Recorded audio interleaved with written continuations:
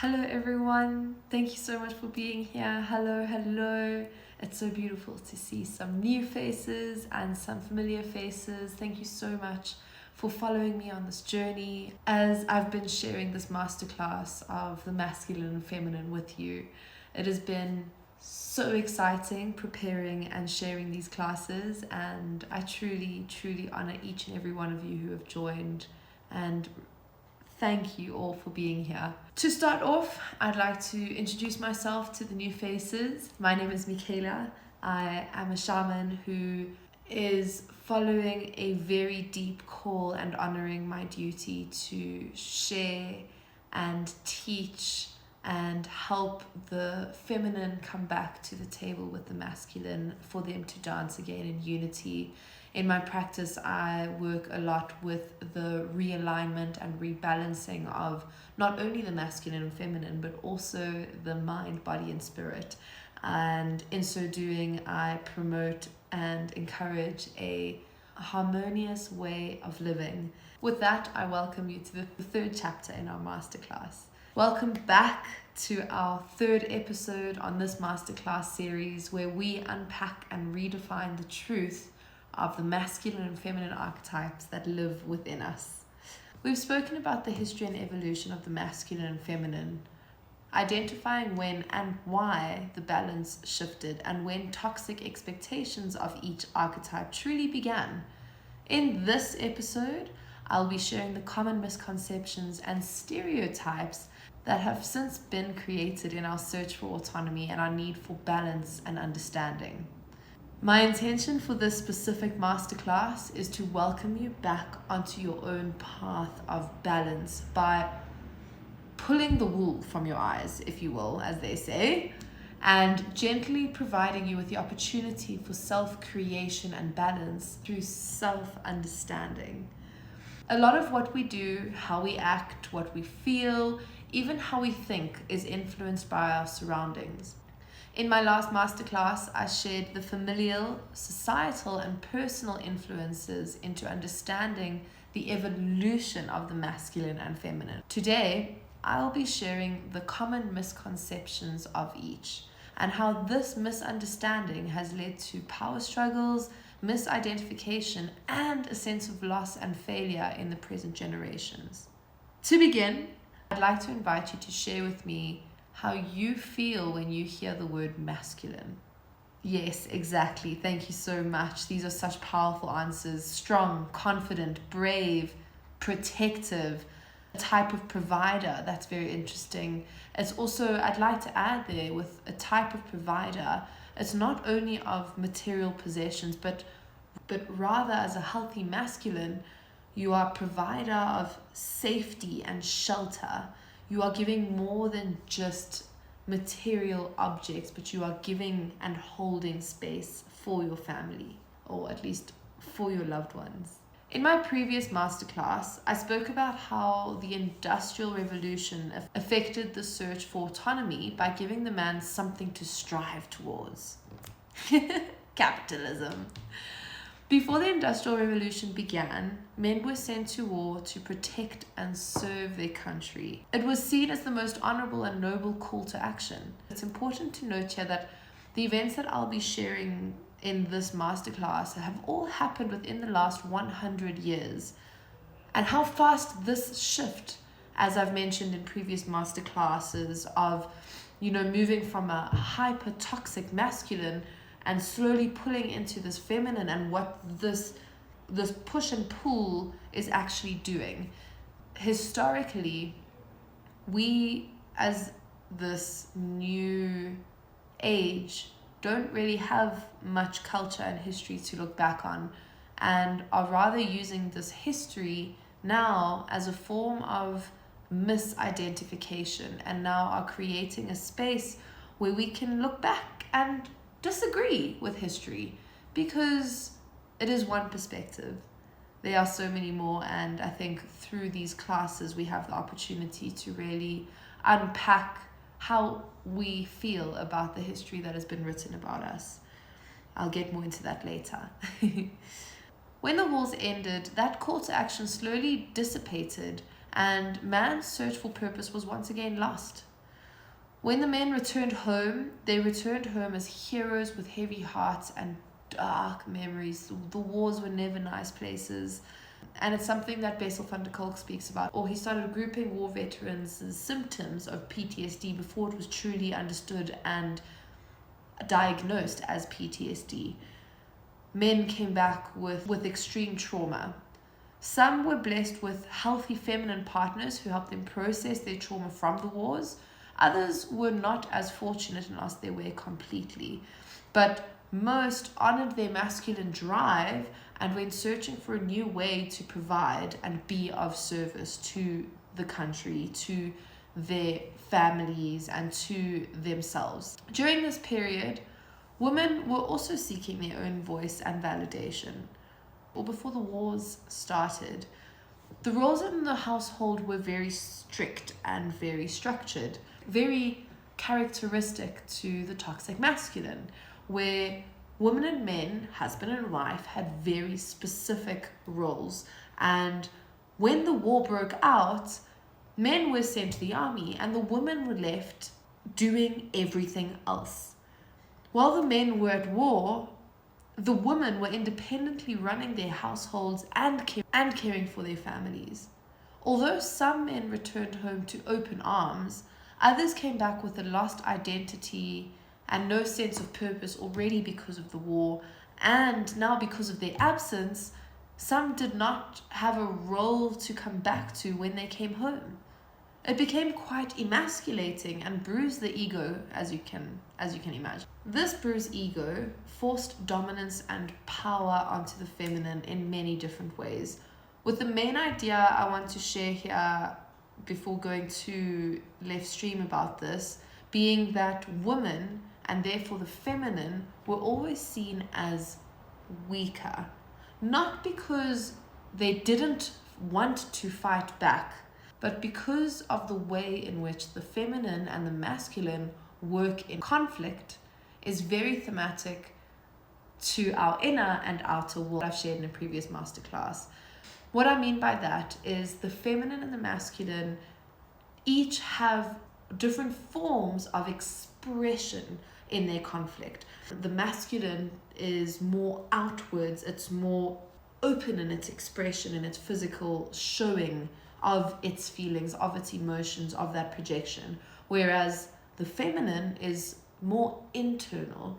Their form of expression comes in forms of action, of love, or of deep thinking and overthinking in cases of the toxic feminine. Where this conflict, when approached by the masculine, was not greeted by the same conflict, but rather absorbed and absolved. It was seen as weaker rather than different, a different way of conflict, a different way of dealing with the same situation. It's the most interesting thing to me, this idea of conflict in the masculine and feminine, because it is by using the balance and the harmony to understand and create a deeper perspective and understanding of one's inner and outer world to express themselves in a way that will be understood.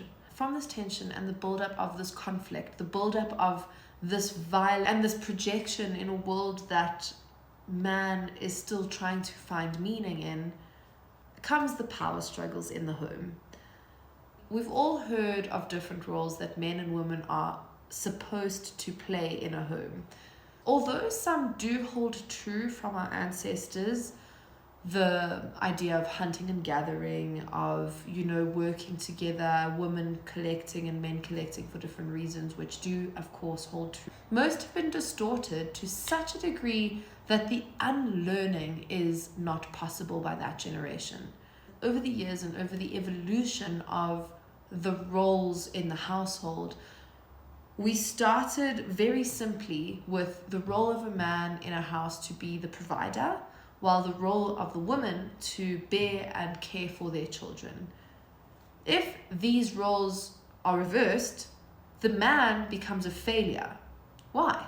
Why do you think that is? The idea behind this man becoming a failure because the roles are reversed are because of what it means to be a man.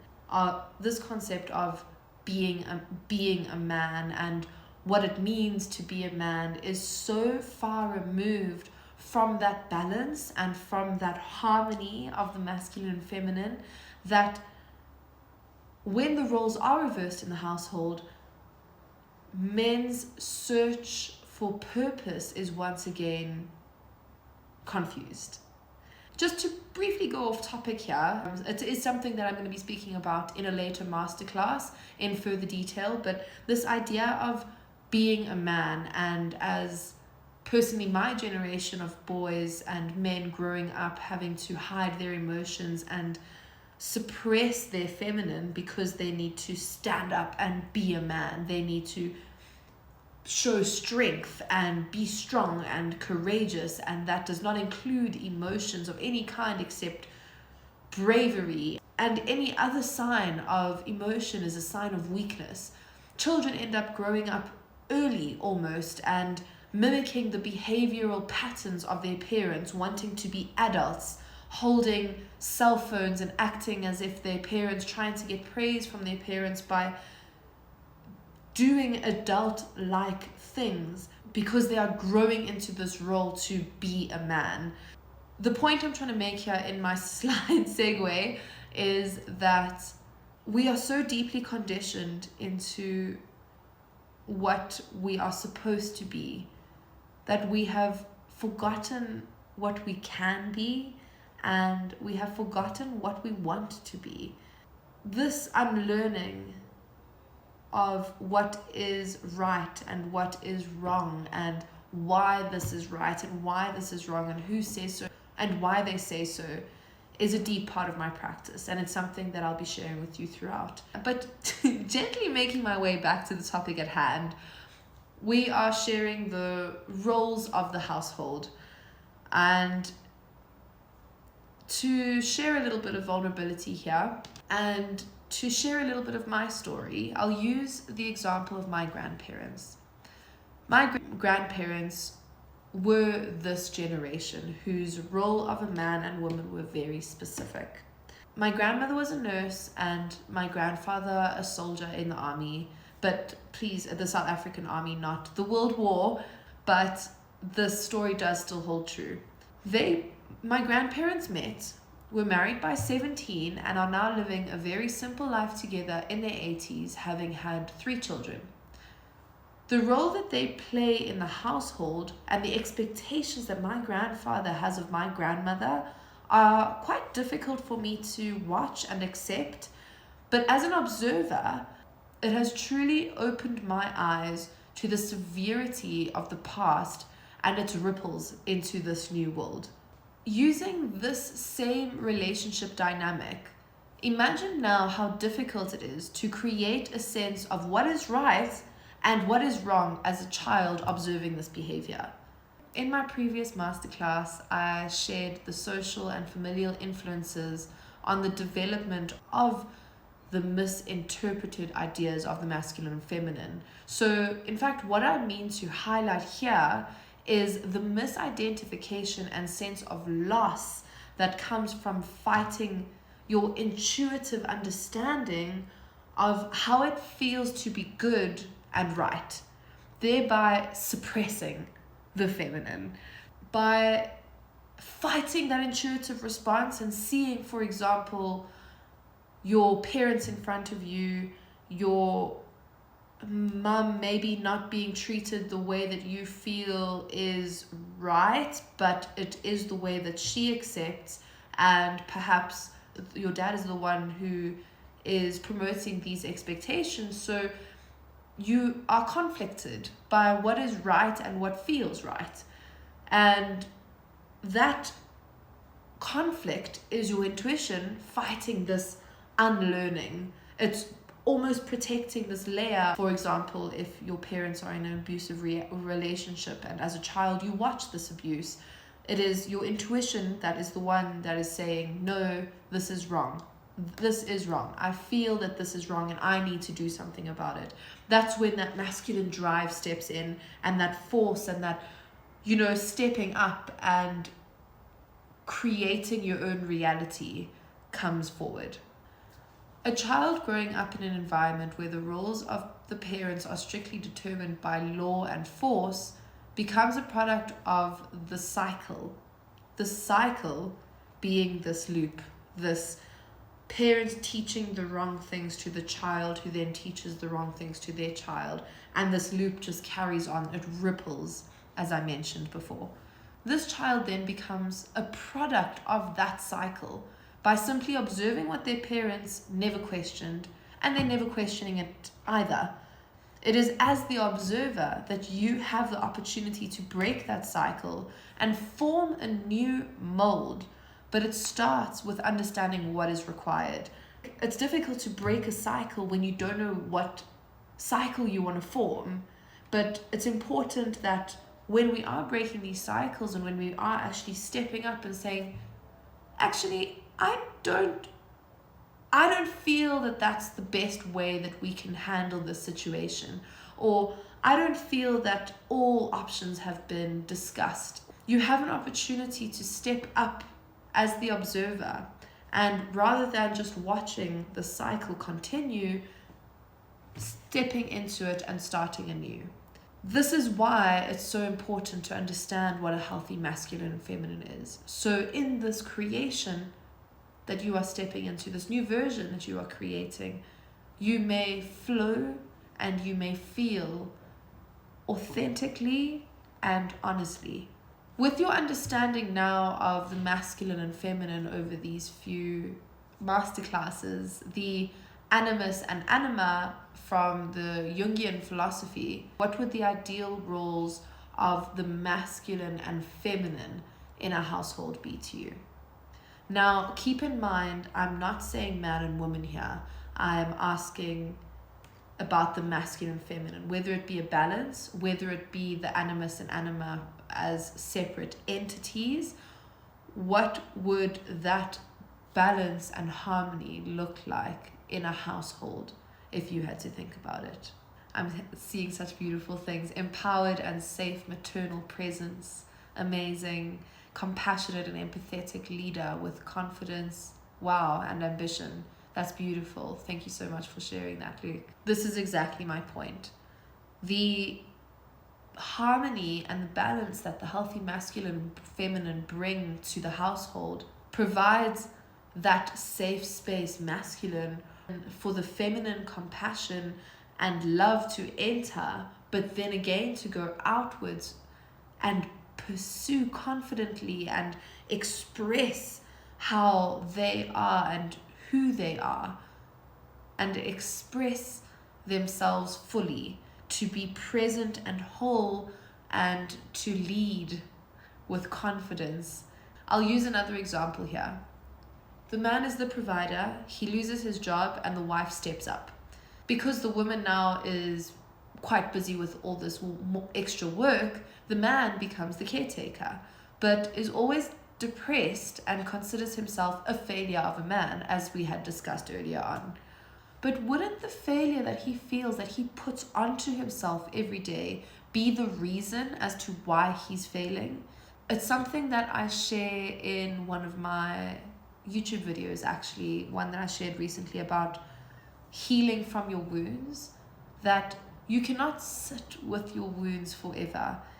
Sitting in that loop and sitting in that cycle of, disappointing yourself every day and feeling like a disappointment in yourself is the first step, is that loop of self-destruction that really feeds the depressed ego and really feeds that hungry ghost, the victim, needing and requiring outward help because it is difficult to go inward and reflect. The healthy masculine supports and motivates. The healthy masculine does not need purpose through financial support. The purpose that the healthy masculine seeks is not needed through praise, but rather through self-development and through what the healthy masculine is motivated by, through self-motivation, but rather needs to motivate himself into always moving forward The role of the healthy masculine is to provide a strong foundation for his family to feel safe, to feel protected, and to feel held.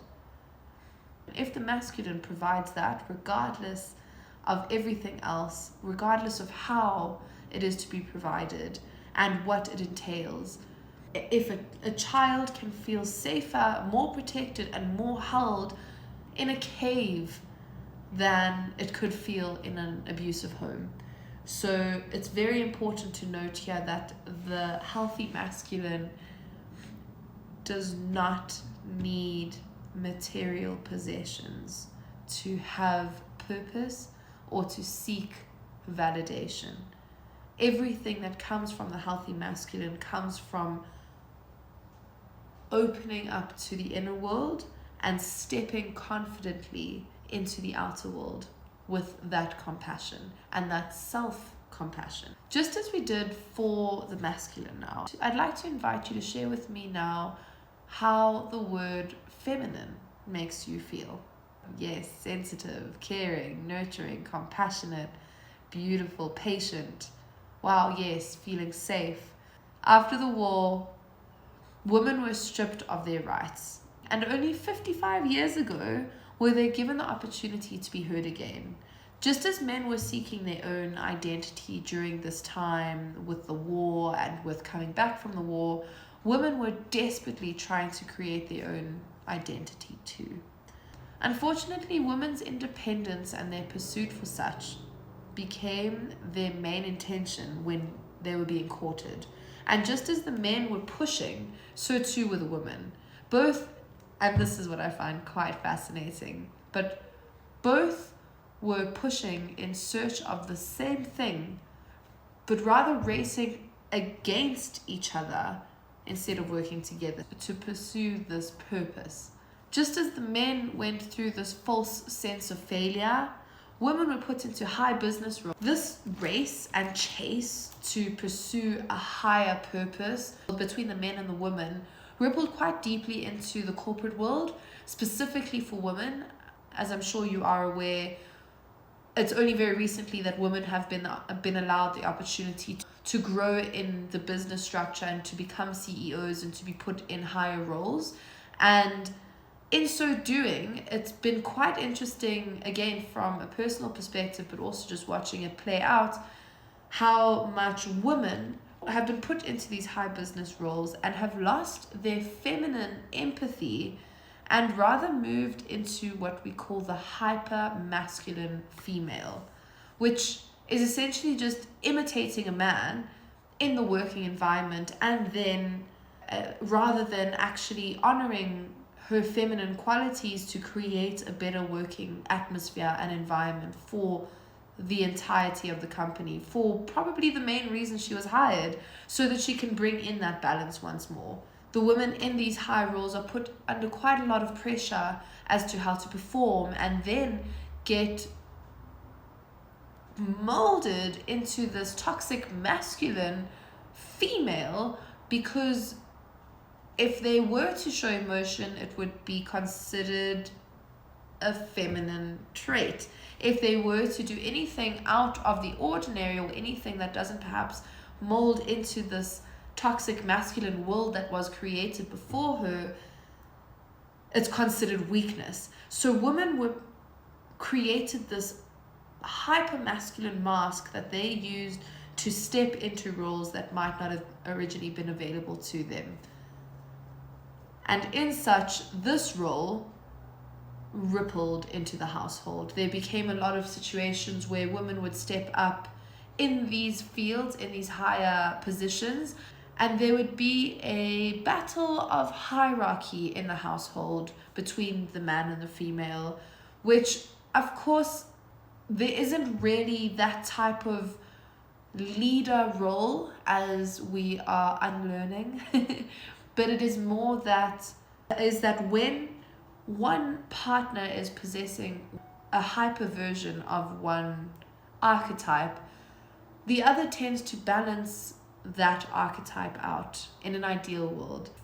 If, for example, the female comes home and is in a hyper masculine state because of her work, the masculine, the male, can balance that out by welcoming in not a hyper feminine, but a more relaxed and calming atmosphere through that healthy masculine safe space that can be created. I will go deeper into partners and the archetypes and how they can work in that balance in a later episode. But for now, all I want to mention here is how important it is to find that balance. If, for example, you do find yourself in a hyper masculine or a hyper feminine, that you can identify and then welcome in different characteristics or practices or activities that might promote the balance once more by inviting the masculine or feminine in respectively. A large intention with this masterclass is to welcome the feminine back to the table by busting the myths around what she isn't. Throughout history, having any feminine traits has been mocked, judged, or even ridiculed. Feminine characteristics were often identified as weak, irrational, and of course, as the toxic masculine exceeded, the toxic feminine really got a bad rap. All of a sudden, women were not allowed to be women, and men were judged for acting like women when their feminine would try balance out that toxic masculine. It became this loop again, because a man would show emotion but then would get mocked for showing emotion because it would be seen as feminine, but it was actually good because it meant that the man wasn't in a toxic masculine but had the opportunity and capacity to welcome in new emotions. But once you get mocked and judged in a space where you want to feel accepted and praised, you will stop sharing those emotions. You'll stunt yourself and you'll suppress whatever is bringing up something that isn't accepted by your peers. And this is the cycle. This is what's been happening, both in the masculine and the feminine. We've been put in situations with the feminine as well, where a woman isn't allowed to play men's sport because she's a girl. It's got the same cycle, this limitation of what suppressing your masculine and feminine truly does to your inner and your outer world. In the world that we are in now, it is very difficult not only to identify when you are feeling out of balance, if perhaps you might be too deep in your masculine or your feminine, but it's also difficult to then take action and create a space where you can bring in that balance once again and bring in that harmony.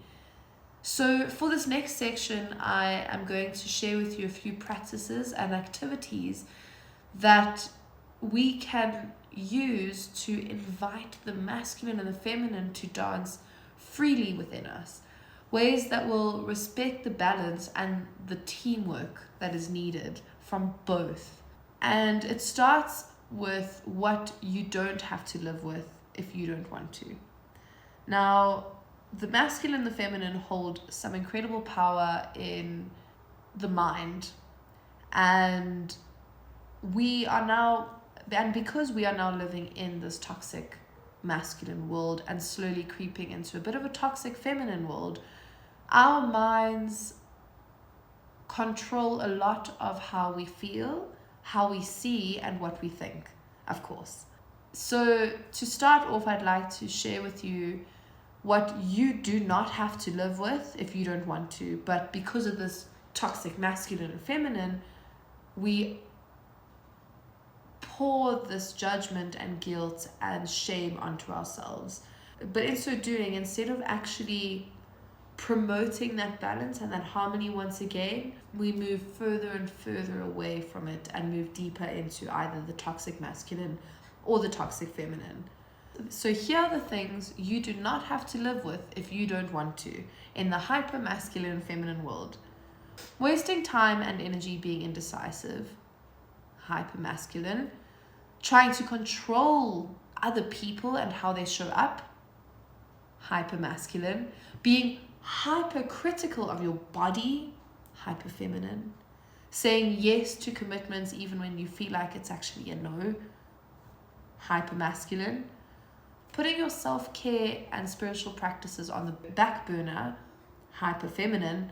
Living life in your head overthinking and focusing too much on your to-do list, hyper masculine, and settling for less than you deserve in romantic relationships, hyper feminine.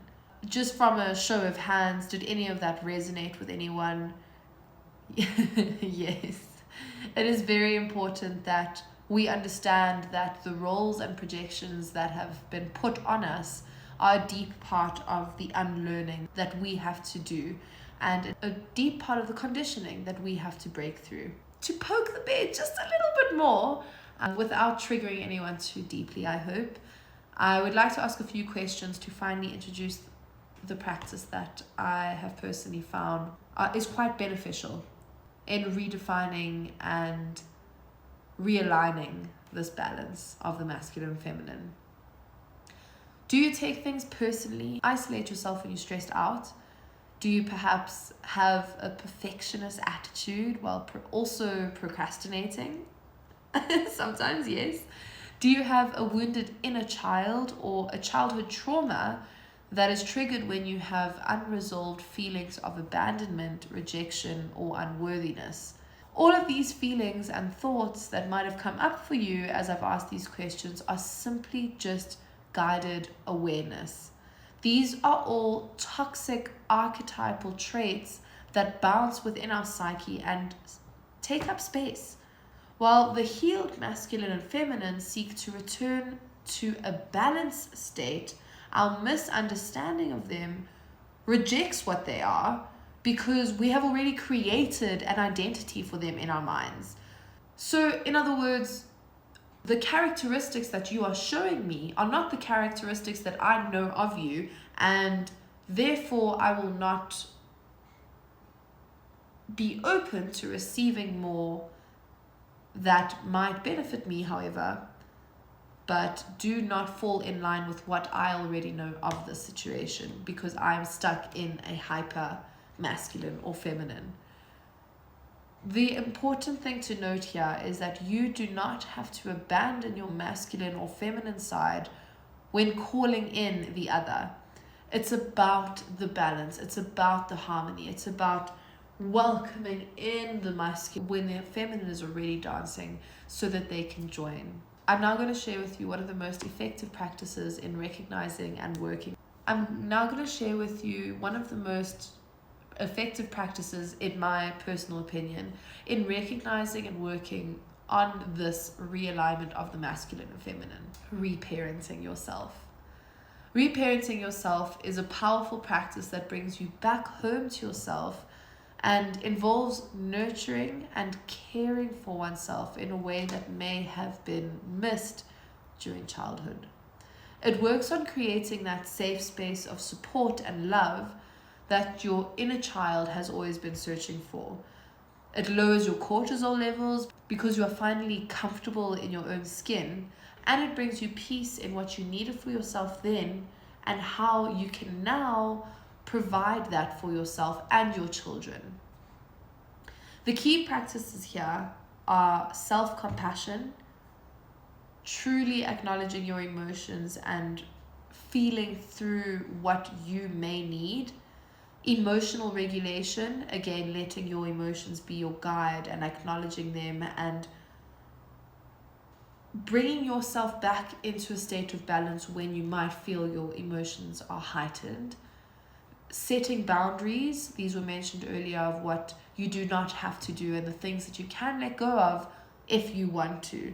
A large part about setting boundaries is that you do not have to feel guilty for what the consequences of your boundaries may be to the other person you are setting them from. It is very important and very difficult in setting boundaries to respect yourself more than the emotions of the other. The fourth key practice is, of course, self-care. It's something that the inner feminine really calls for and something that is really needed in that oneness with the self. Self-care is a beautiful way. It's not as you might think about, pampering yourself, getting your nails done, putting a mask on, or doing anything that's maybe quote unquote girly to you. Self-care is more about honoring your practice and what you can do to show up for yourself. And then finally, your inner dialogue. I cannot stress this enough. Your inner dialogue is how you speak to yourself. I often hear people saying things like, I'm so stupid, or that's so silly, I can't believe I did that. I'm so disappointed in myself. All these words have such a deep resonance in your body and in the way that you hear yourself. It is important that the words you use, your inner dialogue, are filled with self-love, with encouragement, with words of support and guidance. And okay, maybe you did make a mistake, but that's okay. To, again, going back to the reparenting, to provide for yourself what you once did not have, and to feel safe in that space, to feel supported and to feel held. You must never say anything bad about yourself. There's no point. There's no point in ever speaking badly about yourself to yourself or about yourself to anyone else. Make sure that inner dialogue is one of love. Again, the key practices, I'll go over them, are self-compassion, emotional regulation, setting boundaries, self-care, and your inner dialogue. And this body reconnection and the way we can open up to these key practices and learn how to reparent ourselves all begins with the breath. So if I may, I'd like you to find a comfortable space in your seat once more. As we sit here, I want you to close your eyes and gently just ask yourself what it means to reparent yourself. What that means to you. What would you do for yourself and for your children and for your younger self, your inner child, that maybe wasn't done for you? How can you show up for yourself and welcome in these key practices? Welcome in the balance of the masculine and feminine, and acknowledge what is needed of you and what is called for in this space from you. How can you show up for yourself? With this question and perhaps answer in your mind, I'd like you to take one deep inhale through the nose, all the way filling your lungs with air, as much air as you possibly can hold, until you get to the top of your breath, and you hold it for 1, 2, 3, 4, and sigh. Exhale, relief. Shake your arms out. Squeeze your hands. I thank you so much for being here with me, for listening, for your ear, for your time, for your presence, for your questions, for your answers. I thank you so much for your trust in letting me hold space for you in this way, and for letting me share in this way. I am truly honored to be on this path with you, and I look forward to our next session next month, where we go deeper into the masterclass and the masculine and feminine archetypes as they live and dance within us.